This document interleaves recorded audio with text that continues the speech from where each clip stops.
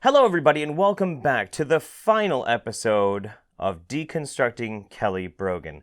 Now, because this is the last episode, I thought we need to go out with quite a bang, and boy do I have some doozies for us to check out together. Now, some people might be saying, well, hey Jeff, I thought you said you had a ton of material for all these videos. Why is this going to be the last one? Well, that's a good question, and the truth of the matter is, I could probably do a whole series of this for the next year, talking about every single bad idea that she has.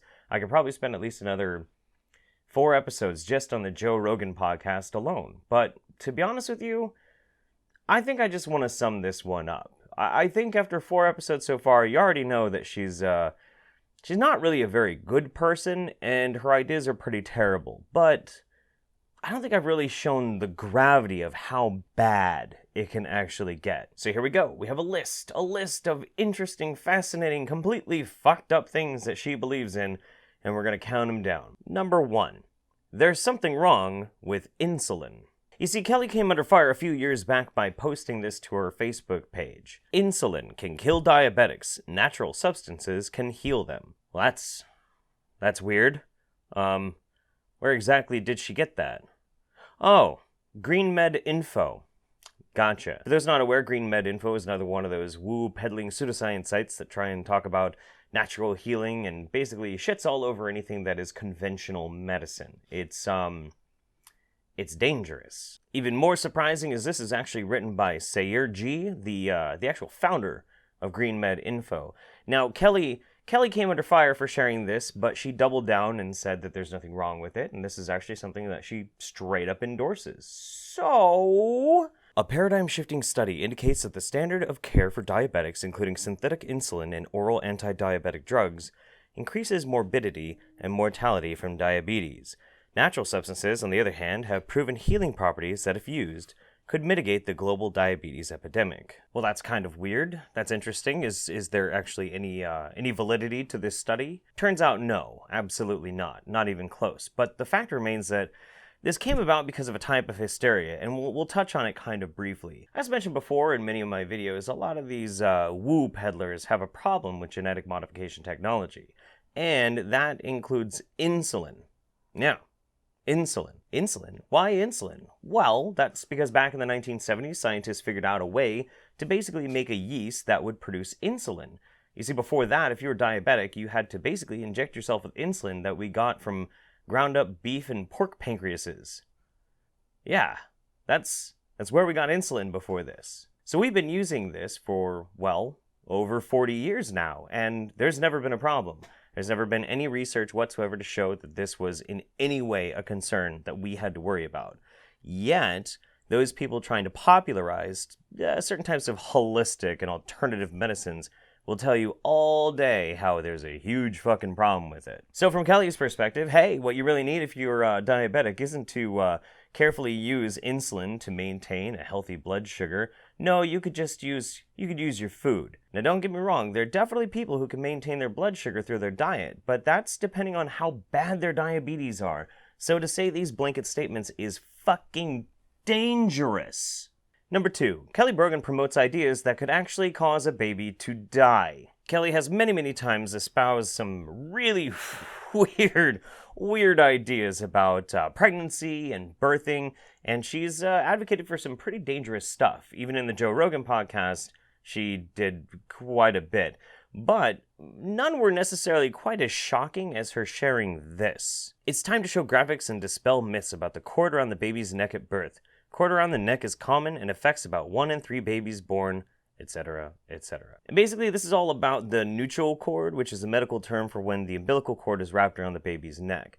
Now, when the baby's still in the womb, before it's passing into the birth canal, it's not really that big of a deal because it's not drawn taut, it still can have blood flow through it. But the problem is, well, as the baby descends, more pressure is put onto it, and it basically strangles the kid.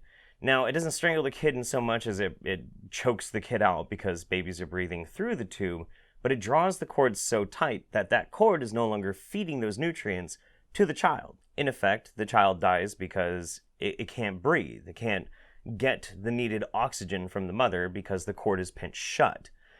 Now, this wouldn't be that big of a deal because most people, they understand if you have a cord, a neutral cord, and you're giving birth, you are probably going to need a C-section. You're going to need the doctors to go in and make sure your baby doesn't fucking choke to death before it can come out. But of course the problem is there's a bunch of hippies who decided that just arbitrarily, nah, it's not dangerous, it's natural. Yeah, so is fucking Ebola, okay? Ebola is natural. Just because it's a natural thing doesn't mean it's good, doesn't mean it's benign, it means that it's just natural, that's it. Doesn't mean it's safe. What the oh my god. And Kelly's another one of those people who will promote home births, even if the person's at risk. Now, me personally, I don't have a problem with somebody wanting to have a child at their home, as long as it seems like there's not a risk, you know, as long as you've mitigated any other factors through the hospital and getting regularly checked up. If that's your decision, that's your decision. Fine. But for the love of fuck, these people will tell you that no matter what, a home birth is the most natural, safest way to do it. And that's just not true. It's not factually true. You will always be put at risk in some way if you're not in the immediate care of a physician when you're giving birth. That's just how it is. Now, if that's a risk you want to take, at least understand that there are ramifications of it. If you're a responsible person trying to give advice to somebody who's wanting to give birth, you should be telling them what the risks are, not how there are no risks. And now when people got mad about her posting this, did she rescind it? Did she recant? No. She just moved on. Just another little share, another clickbaity little thing to fuel the fire for the basic pseudoscience nonsense that she likes to push. It leads someone to ask the question, if somebody follows her advice because of the things that she's trying to say, as an expert online, is she going to be held responsible if there's a kid that dies because of it? Probably not. And here we get to some meat and potatoes. Oh yeah. You see, the other problem is number 3. Kelly Brogan is an anti-vaxxer. Yep, she's an anti-vaxxer. Now, if you ask her, she's probably going to say, well, I'm a vaccine questioner, or I'm skeptical of certain claims about vaccines. Yeah, okay. Same fucking thing. Same fucking thing. God fucking damn it. Let's take a look at one of the articles on our website. Here we go. Behind every vaccine is an assumption that HPV causes cervical cancer, that cervical cancer causes death, and that a vaccine can effectively interfere with this linear relationship is the assumption to be examined in this article. Cervarix is a vaccine recommended to girls beginning as early as 9 years old, intended to protect against HPV strains 16 and 18 upon completion of a 3-dose series. It is an aluminum-containing product with notable immunogenicity. Well, that's a little bit of a mouthful. Let's examine it step by step. At the very beginning, it says there's an assumption that HPV causes cervical cancer. Well, that's true. Some strains of HPV absolutely do cause cervical cancer. Fun fact, real quick, there are many, many different types of HPV, and all of them affect effectively different parts of the body. You can have HPV of the hands, warts on your hands. You can have HPV of your feet, warts on your feet. HPV is one of the most common viruses known to man, and most people, in some way, probably have one strain or the other. Now, when you have genital HPV, it absolutely, yes indeed, puts you at risk for cervical cancer. Well, if you're a girl.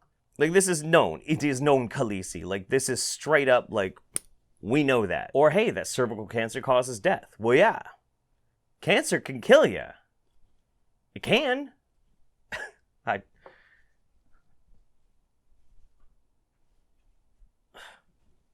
And that a vaccine can effectively interfere with this linear relationship is the assumption. Okay, well, if you get a vaccine that protects you from specific strains of HPV, then you can't get those strains of HPV. And if you can't get those strains of HPV and those HPV strains affect the genital area, then that chance of getting cervical cancer is greatly reduced. Is this hard for anybody else to follow? It's really not for me. Oh, and I also got to mention, she has to put in there that it's an aluminum-containing product. You see, back in the day, when a lot of vaccines were using thimerosal, people were saying, well, there's a problem with mercury in the vaccines. So the manufacturers of the vaccines said, we'll take that out. So they take thimerosal out, and then suddenly everybody's like, well, maybe it wasn't the mercury, must have been the aluminum.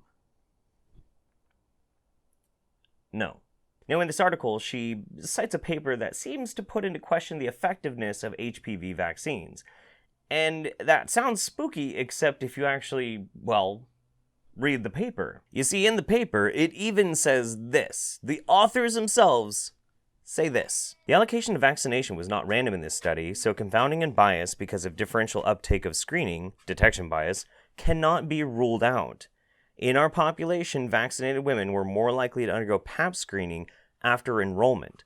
The resulting detection bias tends to mask vaccine effectiveness because transient cervical abnormalities are more likely to be detected among more screened vaccinated women. So right at the offset, the authors themselves are saying this is not a good study to basically get vaccine effectiveness from because there's complications with when these women started getting screened versus if it was before enrollment with this study or after enrollment with the study. It conflated the data and it made it unreliable. In fact, further studies, meta-analysis studies, all showed that this specific vaccine was extremely effective. Does Kelly mention that? Is anything about that mentioned whatsoever? Of course not, because science, studies, is nothing but ammunition for her.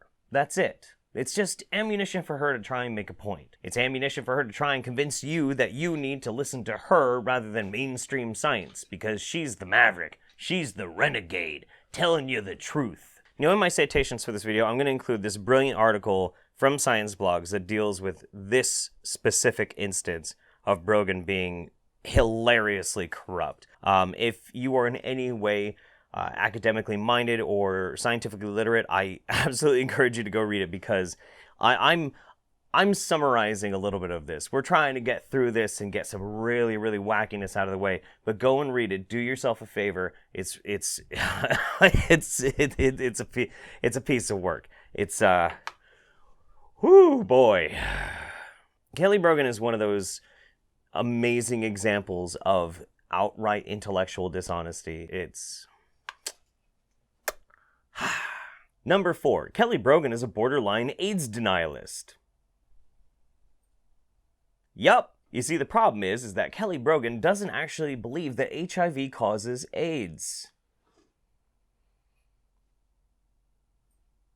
How exactly did she come to that stunning level of intellectual integrity? Well, that's kind of interesting. You see, a long time ago, and we'll get into how far long ago it was, because it's pretty hilarious, there was a man by the name of Robert Koch, and Robert Koch set up what he called postulates of infectious disease. And these are basically 4 steps that you have to satisfy if something is going to be called a disease. This is how he categorized it.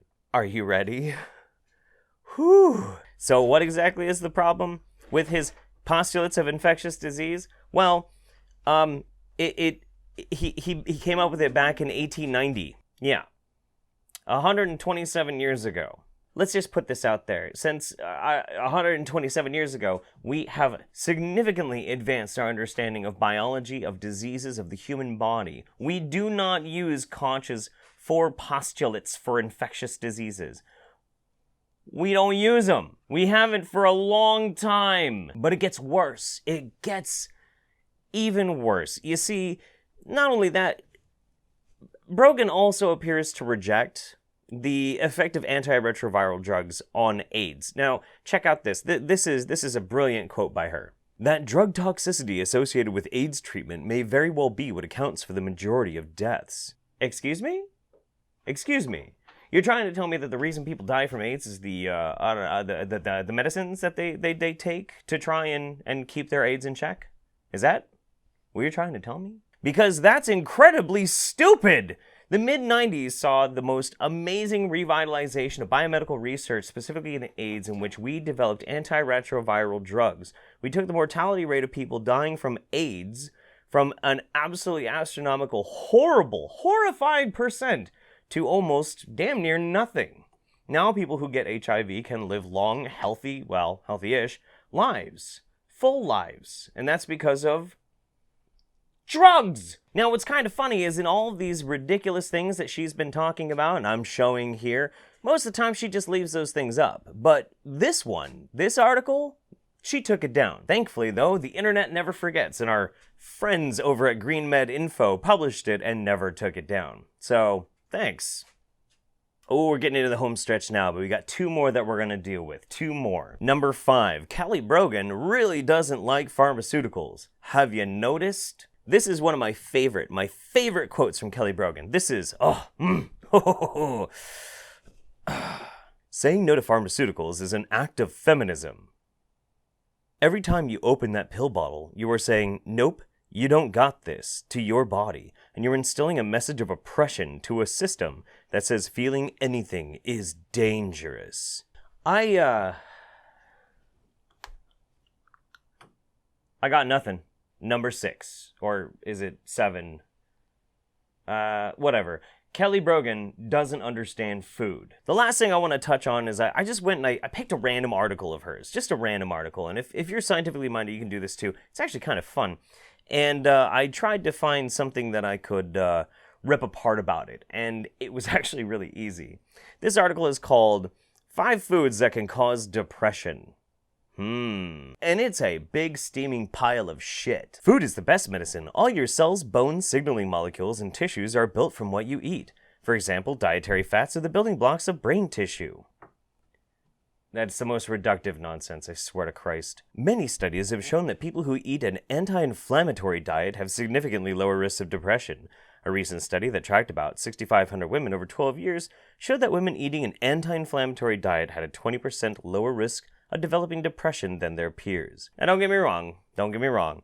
There are definitely studies that do seem to corroborate that. However, the problem is that, like Kelly will even tell you, everybody's different. Everybody's different, and nutrition is not a perfect science. It's never been a perfect science.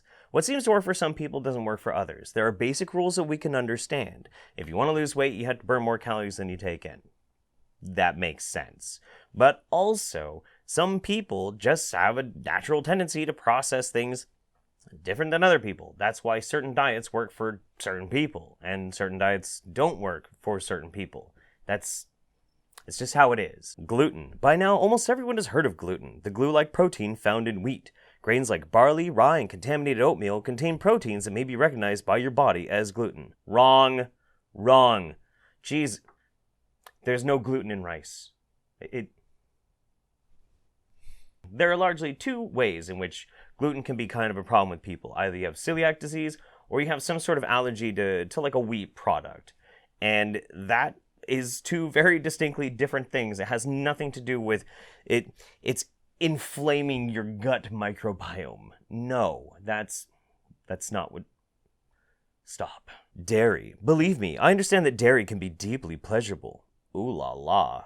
Growing up in an Italian family, many of my fondest memories involve cheese, ice cream, ricotta, and yogurt. Science supports our attachment to dairy. On a molecular level, dairy contains morphine-like compounds which engage our opiate receptors and create a mild dairy addiction. And the study she's linking to is basically talking about the effect of lactic acid foods in digestion and fermentation and what it does to the human body.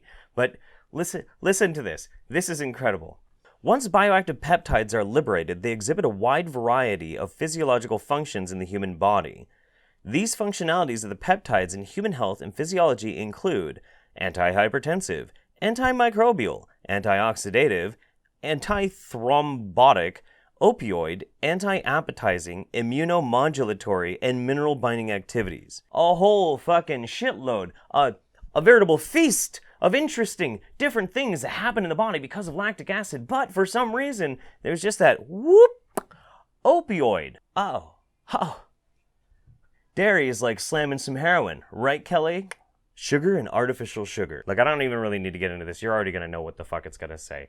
It's gonna be saying, if you eat too much sugar-like products, it's bad. Yeah, no shit. No kidding. But is sugar bad all around? Of course not. You need sugar in your body to survive. You just have to be, well, reasonable about it. And in today's fast food kind of environment, I know that's very difficult, very, very hard. Maybe I should even do a video just on sugar, because a lot of people just don't really understand how much sugar is actually in our food, and also why sugar is important to human health. I mean, that could be kind of a cool video. Maybe we'll do that sometime. Vegetable oils. The standard American diet contains large amounts of unhealthy fats, mostly in the form of commercial vegetable oils. Depends on the type of vegetable oil. These oils are considered processed because many high heat and high pressure steps, as well as chemical solvents, are required to create them. Further, many of these oils are made from GMOs. That has literally nothing to do with it. But okay. For example, have you ever seen a canola plant? Canola oil, which has been touted as heart healthy, is derived from the Canadian rapeseed plant. I can see where this is going. Recognizing that rape oil was not a good marketing tactic, this invention was given a new name as a combination of Candida and Ola, which means oil. Today it is genetically modified by Monsanto to withstand saturation with Roundup herbicide. It's kind of a clever way to basically include the word rape and Monsanto all in one paragraph, so I'll give her kudos for that. It's very cleverly done, so... In short, our bodies do not recognize vegetable oils, especially when they're heated and distorted. Wrong. Consuming vegetable oils sounds the alarm of inflammation. Wrong. Processed vegetable oils have been linked to thyroid dysfunction, cardiovascular diseases, nutrient deficiencies, cancer, and psychiatric disorders like depression. Now, see, this is a little complicated because really what she's talking about is trans fats, not really cooking oils. And to say that it's all cooking oils and not just canola it's pretty much disingenuous bullshit. But okay, what about trans fats? Is that a problem? Well, actually, yes, trans fats are absolutely a problem. But are they a problem as far as canola oil goes? Well, not really. You see, the levels of trans fat in specifically non-hydrogenated canola oil is below 0.5 grams per serving, and that is actually good enough to qualify for a label claiming that it is trans fat free. Now, it does have a little bit of trans fat in it. You probably shouldn't go and chug a whole bottle of canola oil, probably because you'll puke. And you'll probably just stream out liquid shit for the next 3 days. That'd probably be bad too. But ultimately, you'd have to eat a lot for it to have the negative effects of a shit ton of trans fats. Trans fats are bad, and you really want to limit how many trans fats you get. That's understandable. That makes sense. But to try and say because it has a tiny, what is designated as perfectly fine, too low to be any kind of health concern, because there's a tiny amount in it, then that's why canola oil can now cause depression, and you're citing a study showing trans fats can lead towards depression or health problems or this sort of thing. That's fucking lying, dude. That's lying. That's just straight up fucking lying. It's manipulative. It's awful. And everything she posts ends up being like this. Oh my god. It's overwhelming to me how much this happens in everything that she writes, everything that she starts to espouse and tout. I have trouble finding anything that I agree with when it comes to Kelly Brogan. She seems to be intentionally contrary on everything. Hey, does mainstream science say that is exactly perfectly healthy and happy? Well, I'm going to find one little tiny way to twist it around and make it sound like it's the worst thing ever. And the thing is, she gets paid for this. This is her business. This is her marketing scheme. This is how she conducts her life. That's how she makes a living. She has to do this selling fear, basically. It's the same as any of these woosters, these horrible pseudoscience quacks running around peddling their nonsense. It's just that Kelly has an ability to get herself in places where she gets a lot of exposure. And the more somebody has exposure and the more they spout their bad ideas, the more it's up to people like me, people like you, to try and correct it, to fight against it, to try and save those gullible people from themselves for falling into the traps that these people lay. That's the whole point of it. That's the whole process of this. This is why I started making YouTube videos, for the love of fucking God. And I have to be in some ways kind of thankful for it because this is inspiring. Nothing gets my blood pressure boiling more than somebody trying to pull this on innocent and gullible and scared people. So I guess for that, I have to be kind of grateful. I know that a lot of this ends up being kind of what ifs. What if somebody follows this advice and they really hurt themselves? What if somebody follows this advice and a baby dies? What if this? What if that? And it's not very compelling most of the time, and I get that. I understand. But at the same time, it takes virtually nothing to sit back and to really examine what somebody's saying before you follow their advice. It's too often people just want easy answers, and I understand. I want easy answers too. I don't trust people, so I can't just always accept them. But I guess in that way I do understand.